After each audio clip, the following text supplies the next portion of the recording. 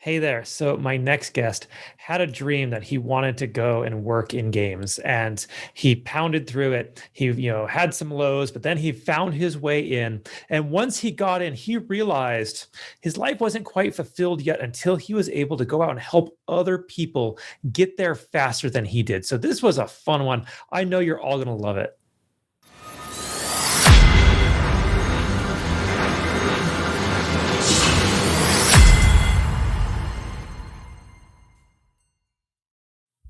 Hey there, everybody. Welcome back to the Gamerpreneur podcast. I'm your host, Dr. Bradford Carlton. Today, I have a very special guest with us. I have Ron Jones. Hey there, Ron. How's it going? What's up, brother? What's up? I'm doing good. I'm doing good. Thanks for inviting me on. Absolutely. Where do you hail from, Ron? I am currently in ATL, Georgia. Been here for since college, so don't want to date myself too much, but definitely over 12 years. I've been in the game community here, and I've got a chance to watch it grow firsthand. So, yep, definitely supporting the South on the side. Fantastic. You're not that old, Ron. If anything, you're a couple of years older than I am. Maybe in this gaming space, we're a little on the older side. I'll give you that. But Yeah, I feel you. I feel you. Tell my niece that, but yeah, I appreciate it. all right. So, Ron, I don't usually do a lot of small talk on the show. I like getting just right into it so we can get to the meat and potatoes. Why don't you begin by just telling us a little bit about yourself, please? Sure. So, my name is Ron Jones. I go by Ron Jones, the artist. I grew up playing video games just like everybody else. Well, just like most people, I guess, especially these days, you'd be surprised what qualifies as a gamer these days. If you have a cell phone, chances are you a smartphone, if you, chances are you have a game in your pocket right now. So you're a gamer. So I grew up being kind of creative and entrepreneurial at the same time. And obviously with that passion for games, I always had in mind of, creating my own or having a couple little twists here, or I would, do this differently if I made it, that kind of spirit, right? And that kind of led me down a path of just trying to find my way when it was coming to like graduating from high school. And I was fortunate enough to have a career fair my junior year, I believe, and the Art Institute of Atlanta had a table there. Um, and I picked up the program book, and one of the programs or one of the curriculums were game art design, and I instantly knew what I wanted to do. Because I always, wanted to or thought making games were really cool, but I had no idea that I could like actually pursue it. You know what I'm saying? Even like I even saw like some of the I forget some of the colleges even. I saw everybody saw those like Westwood commercials or like those some of those other colleges that are no longer around. But they had like these advertisements for like come playing games and do that. Like I don't know why I didn't put two and two together until it was actually in my hand, right? I didn't feel like I had a path towards making video games. So that's why one of the reasons why I'm a big advocate of, you know, opportunities of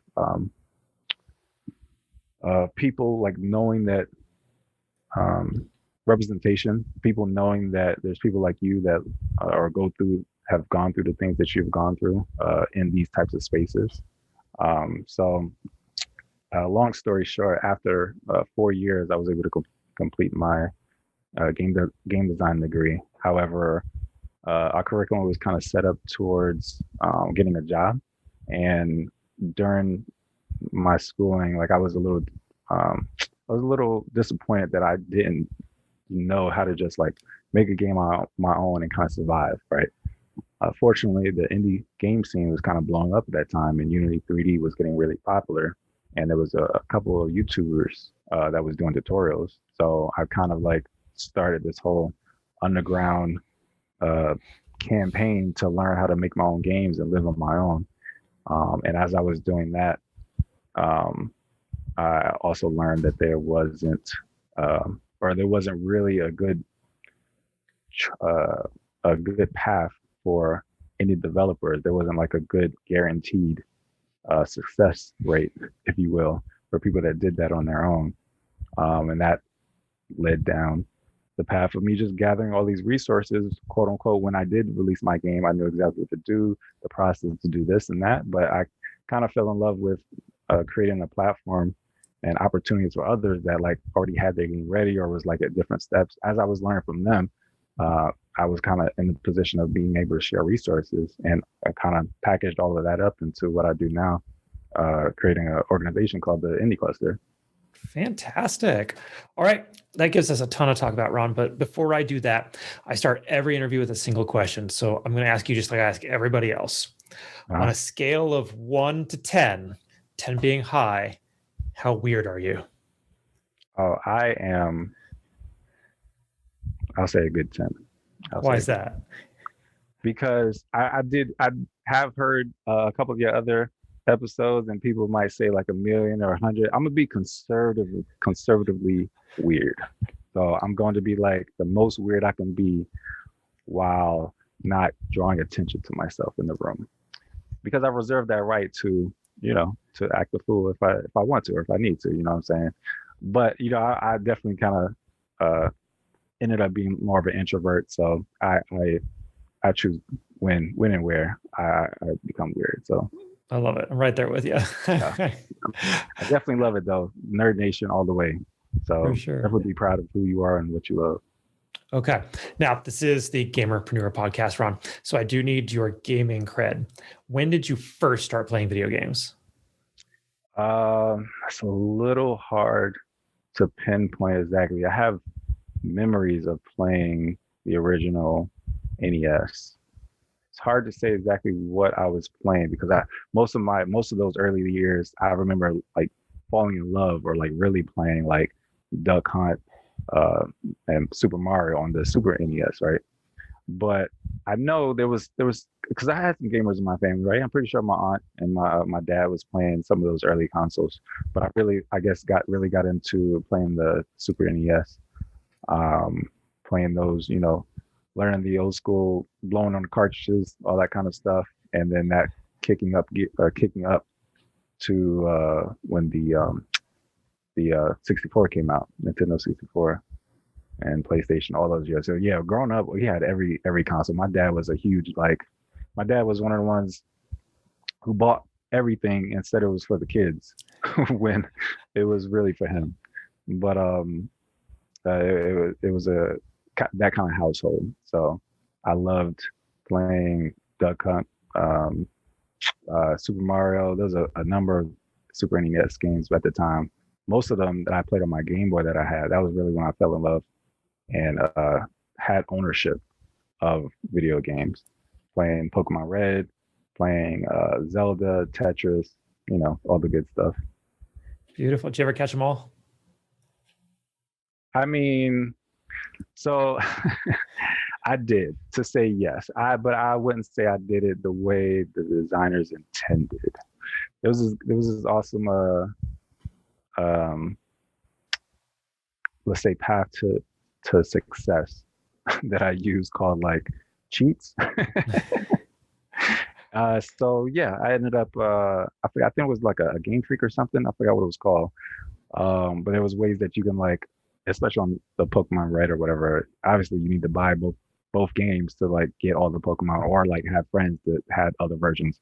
Before I had those friends, I was determined. So let's just say that, I did what I had to do. I love it. Okay. And what do you play today now, if anything?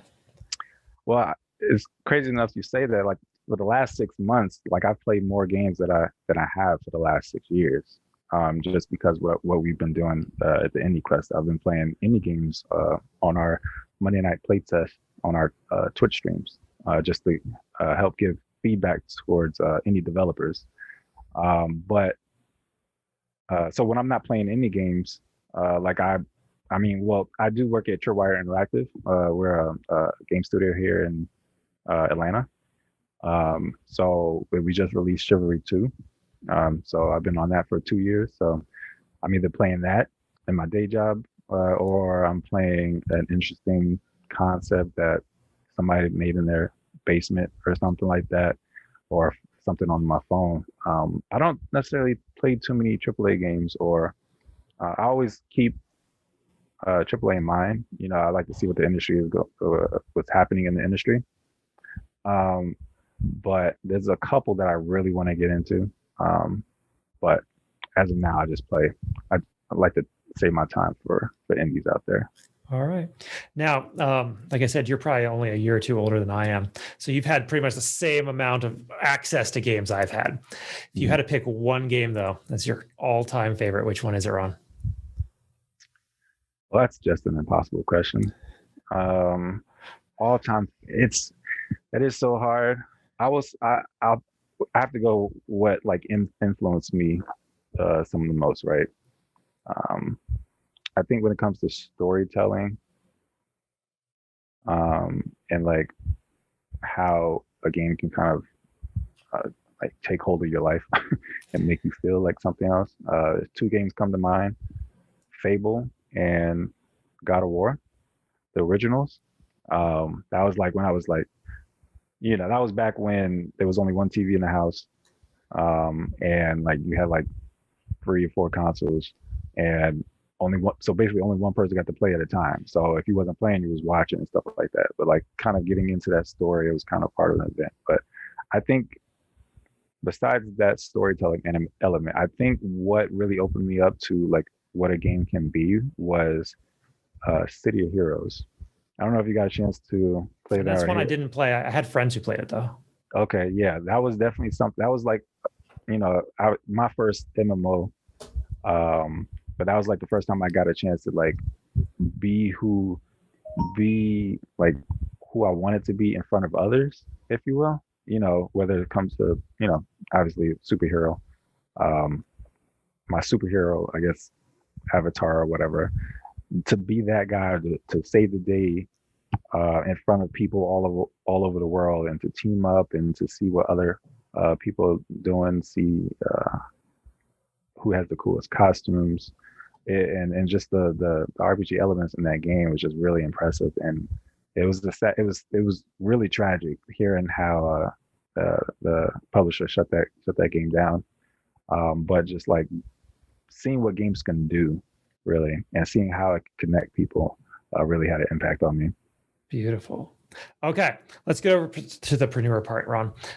So you kind of gave us a general overview of where you've come from and what you're currently doing, but could you be a little more specific? Talk about your professional background. How did you end up where you're at today? Um, so yeah, so after graduating college, um, here in Atlanta, there wasn't like the unspoken thing was like, oh, if you want a real job, you got to go to California, right? Um, and that was obviously was kind of tragic. It's not something you want to hear, that you got to relocate. And then plus, especially because that's where all the competition is at anyway. And you want to save some of that for local businesses. You want to be able to do what you love where you're at. So being able to, or saying no to that plan and kind of trying to find my way was really what I decided to do. And I was an artist, or I am an artist. So I kind of dove into that as I was learning more and more game design techniques and experimenting with smaller games of my own. So I was just doing a lot of art and freelance projects and stuff like that. And I needed a flexible job, so I started working at Outback as a server.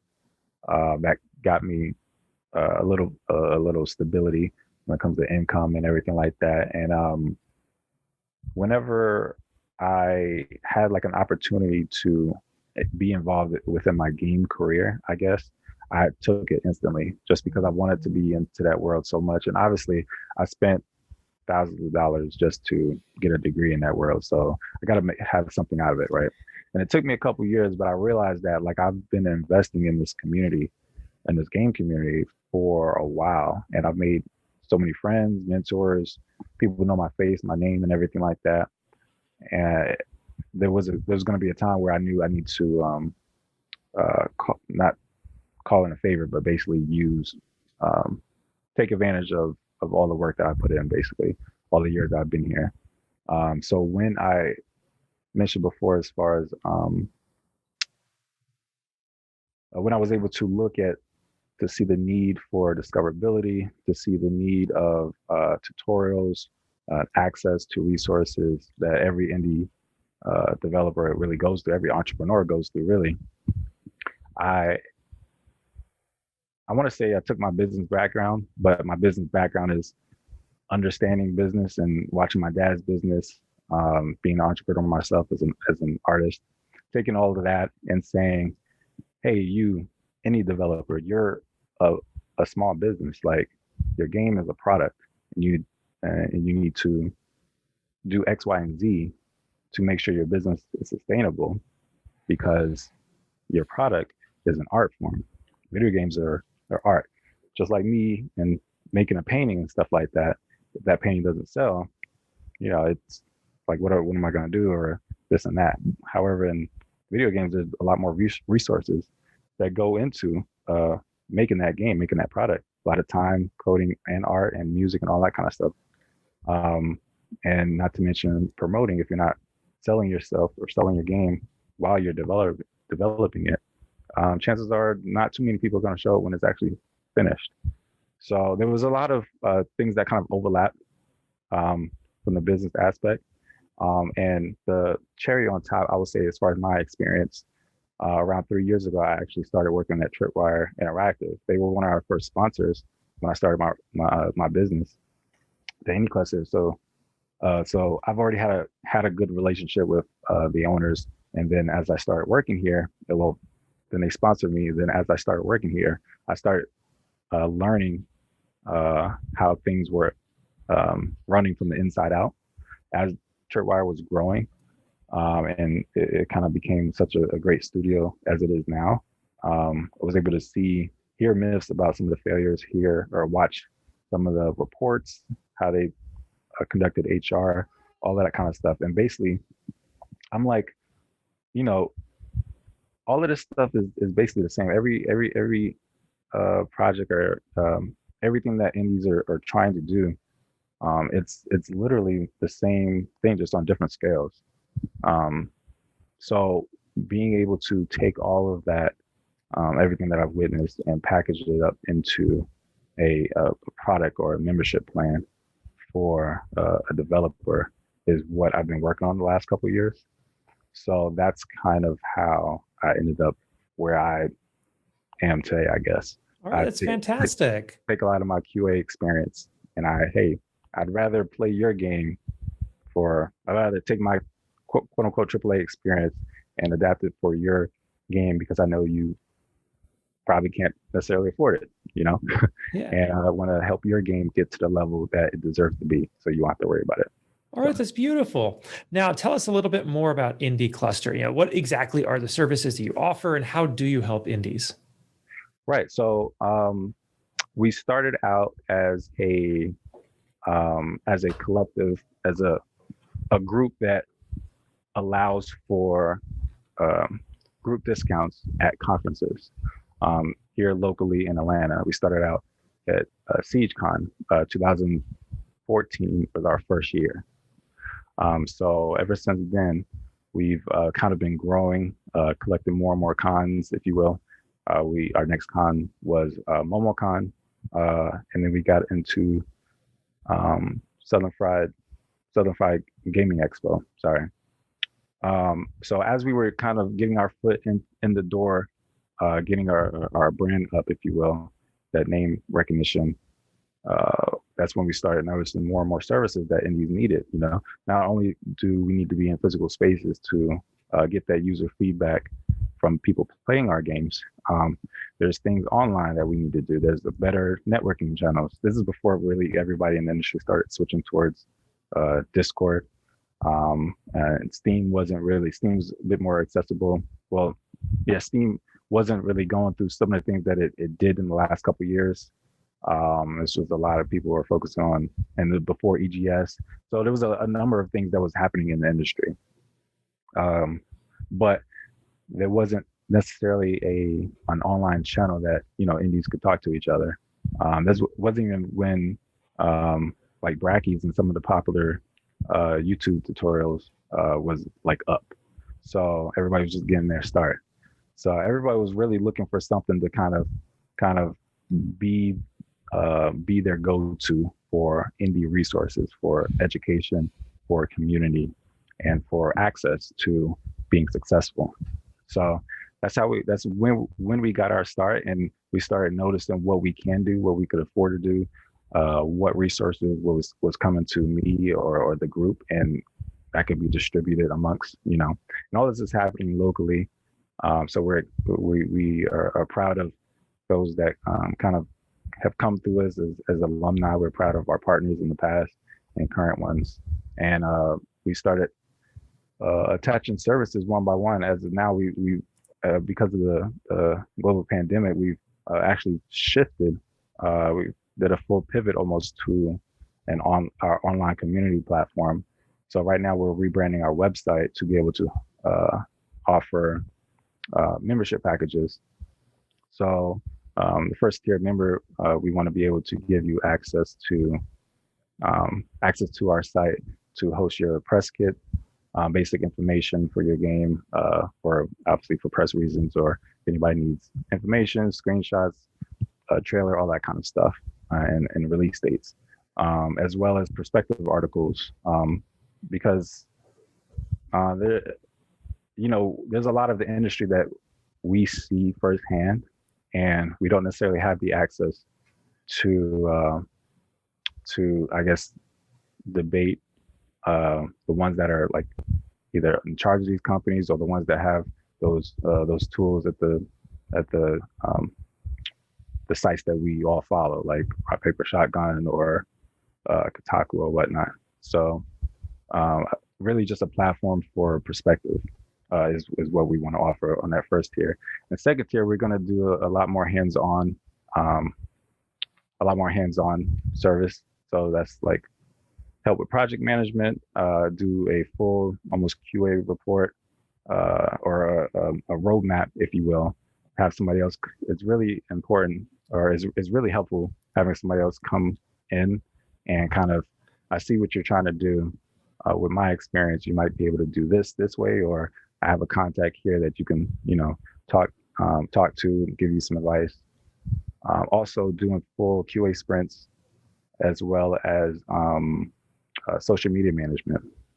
And there's a number of other things that we are working on, like data collection services, and like full mentoring with AAA professionals, that we're gonna like figure out where exactly that fits into our business model. However, yeah, that's what we're working on now. So everything's grassroots right now. You can go and follow our Twitch page and give us a follow and subscribe if you want. It will give you a couple of free QA sprints and feedback, and some promotion on our Wednesday show, diving in Wednesdays. So we're in a space right now where we have a lot that we can give any developers, and we're just offering all of that to lead up to our relaunch for our website. All right, that's great, Ron. Now, the show is supposed to be about advice. So I'd like to ask, what do you consider the most important thing an indie needs to understand? There's a number, I guess there's a number of important things. I would say the number one issue that indie developers deal with is discoverability, right? People finding their games when they actually are done.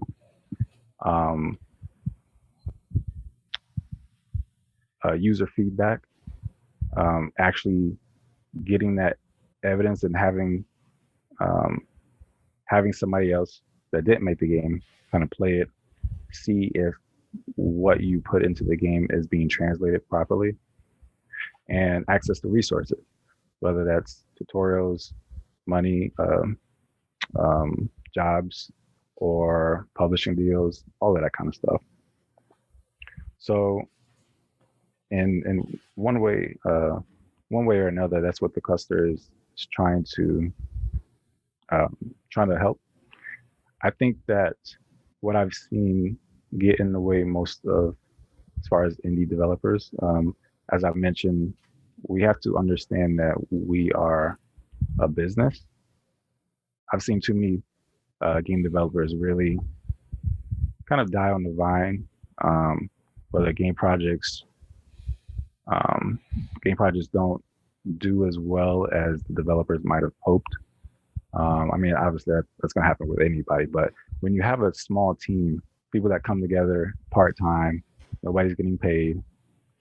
Um, it's hard work. It takes 2 3 years to complete, uh, to try to complete, or even have a beta of a commercial project. And when you do finally release, still no money's coming in. You have to worry about support. You have to create a community that isn't going to just trash talk what you've been working on. Um, and then there's the possibility of just infighting and people just losing passion for the project. Um, Things like that. I hate seeing because we're artists, we're creatives. We suffer as if our baby isn't like represented well, or if people aren't taking it in as we hope.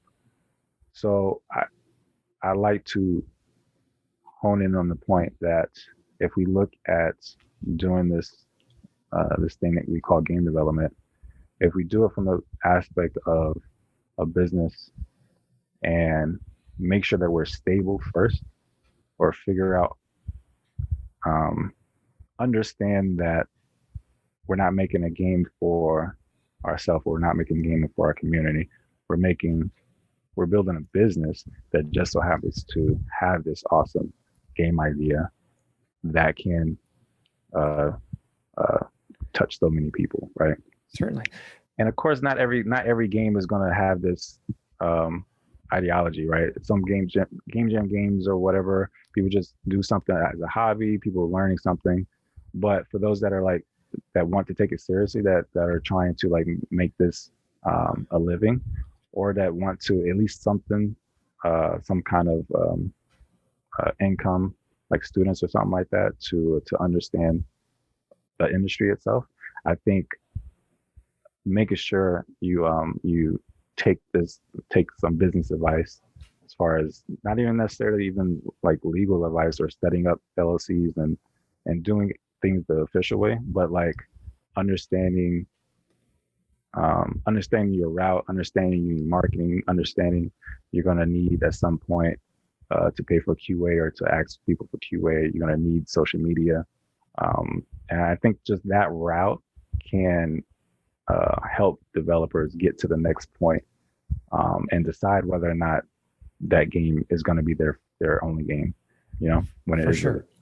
Now, I have to ask, Ron, other than having contractors like yourself coming in kind of after the fact, how do we like change this dynamic where we have, game developers kind of, instead of just focusing on the creative and not understand they need the business? Is that an educational issue? Is it a cultural issue? Like, how do we change that? Like before they get into it too deep? Yeah. So, I mean, it's an interesting thing. I don't think it's necessarily an educational thing because, well, I guess everything could be an educational thing in this country. But I think because it's the similar thing for any type of artist. You can go in the music industry and see rappers signing deals that they don't understand, right? You can see people that are painting and people that are doing 2D art kind of just not really understanding why art that doesn't look good is like all over the place and in hotels and making millions of dollars, but their work isn't. When you have millions of fans, which are not making no money. I think that entrepreneurship in general does need a bit more. I guess it does need to be more universal, and accepted as an actual path, and just the tools to understand how to navigate that space. I think definitely those should be a bit more when it comes to or should have a bit more energy when it comes to whatever system or education system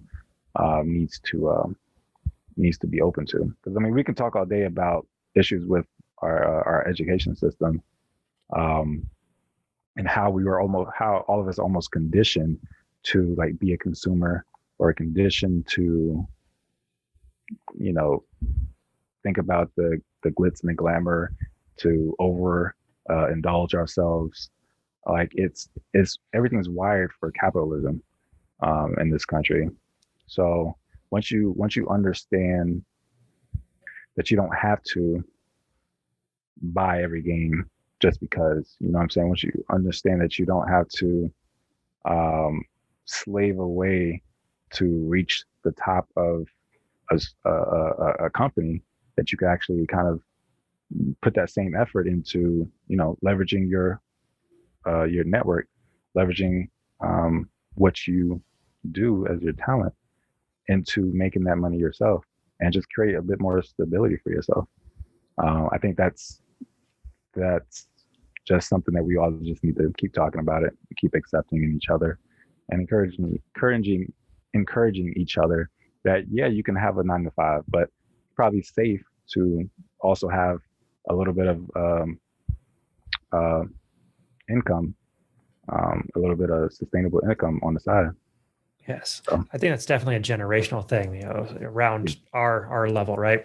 Now, actually, I'd like to get a little personal with you, Ron, if we can.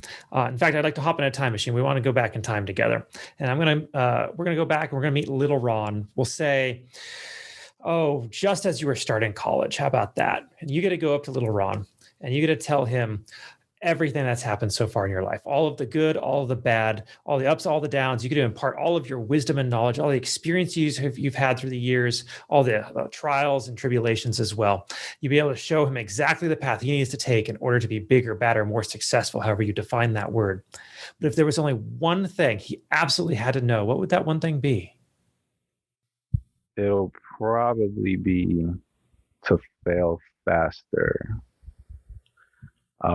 That's been a really good nugget of advice that I've seen work in action, and it makes the most sense, especially when you're creating things, because we don't necessarily learn from doing actions, or we don't learn from like reading stuff or following orders. We learn from failure. So, and if you're not learning from your own failures, you're learning from the failures of the people that are teaching you how to do it. They learn from the failures of all this stuff is kind of passed down. The reason why we know about certain things about the body or something like that is because people thought it was one way, and it was like, oh wait, it's not. Let's let's correct that and pass it down. So, and the faster you do that, that rapid iteration, you're really able to construct a more defined path for success.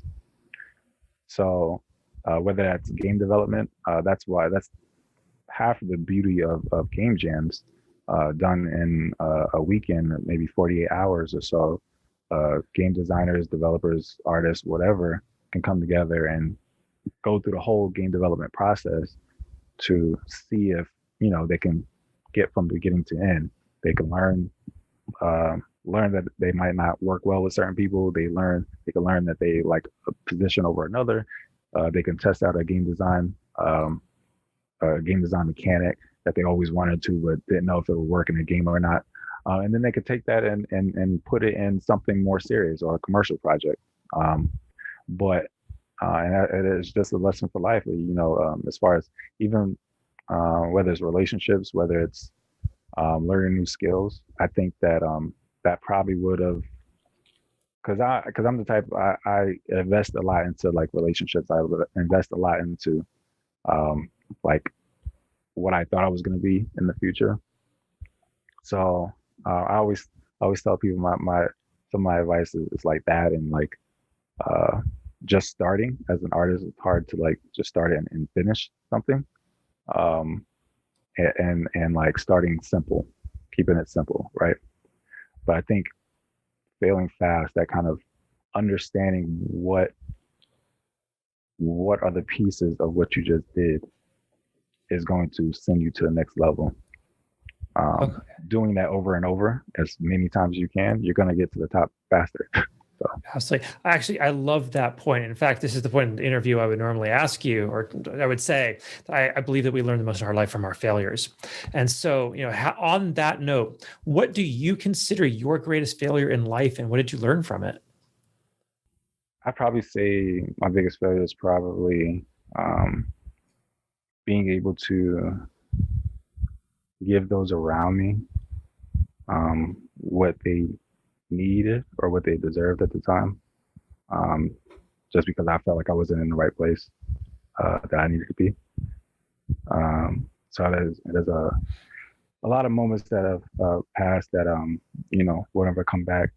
People are no longer around, and it's really unfortunate seeing pain in somebody else, and knowing that there's an answer, but you're almost helpless to help it or fix it. Certainly. So Okay. A flip side of that question, yep. Ron, what is something you're working to improve on in yourself today?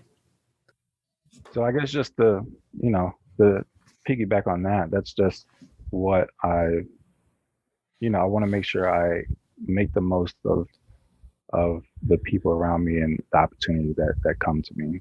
I try to be fearless when it comes to taking risks. I try to be helpful and inspiring. Um, I was raised not to burn any bridges, and I think that's really come back to me, in tenfold. So I feel like what I'm trying to work on now is almost fulfilling my promise that I'm going to be somebody to the people around me. That's kind of what I want to work on and be able to help and uplift and bless those around me. So the Okay. more anything that I could do to do that, trying to be always positive, always uplifting, always being an ear to be there for somebody. That's what I'm focused on. All right, fantastic. Okay, Ron, this has been a wonderful interview. Thank you very much. How do people find you? How do they find Indie Cluster? Where are you all on social media? All that, please. Yeah. So anycluster.com is our site. You'll be able to go up there now and kind of check out everything that we've done in the last 7 years. Whether we're going to a couple of events this summer. We might be in your town. Our next event is actually Southern Fried Gaming Expo on August 20th. But yeah, you'll be able to see everything. There should be links to everything on AnyCluster. But as of right now, we're growing our Twitch channel. So twitch.tv/AnyClusterATL. We would love for you guys to give us a follow. Check out our Monday night playtest streams and our Dive In Wednesday streams. And obviously be a part of that community and help us grow. Join our Discord, our Instagram, Twitter, and Facebook. We're everywhere at / or at AnyClusterATL. And just be on the lookout for. I would plug myself, Ron Jones, the artist, but I need to redo my site. But yeah, so before we launch our rebranded website, there is some good stuff on anycluster.com that you should all check out. All right, that's great. Now, as we wrap this up, Ron, do you have any final thoughts you want to share, or anything I didn't ask you think we still need to cover? I just want to, give a big shout out to you. I greatly appreciate the opportunity. I think you hit me up on LinkedIn randomly, and I checked out the podcast and fell in love instantly. I think gamers have have been really like important in humanity's growth in the last 50 years, honestly, because games are on the corner of art and technology, and watching technology just kind of go crazy the way it has. The game market is the number one entertainment field, and it's not gonna stop anytime soon. You know what I'm saying? So we got esports, we have game development, and we have people just love having or creating interactive experiences. So we're definitely in the right industry, and I would love to, I guess, discuss ways that we all can kind of be a part of each other's community. And definitely everybody out there needs to, or I would hope can understand the entrepreneur in themselves. And that's also included in game developers. So I Absolutely. appreciate the opportunity. No, Ron, thank you very much. I genuinely do appreciate you taking the time to come on with us today. Thank you. Thank you. For sure. And for everybody else, I'm going to remind you all, don't be just a gamer, be a gamerpreneur.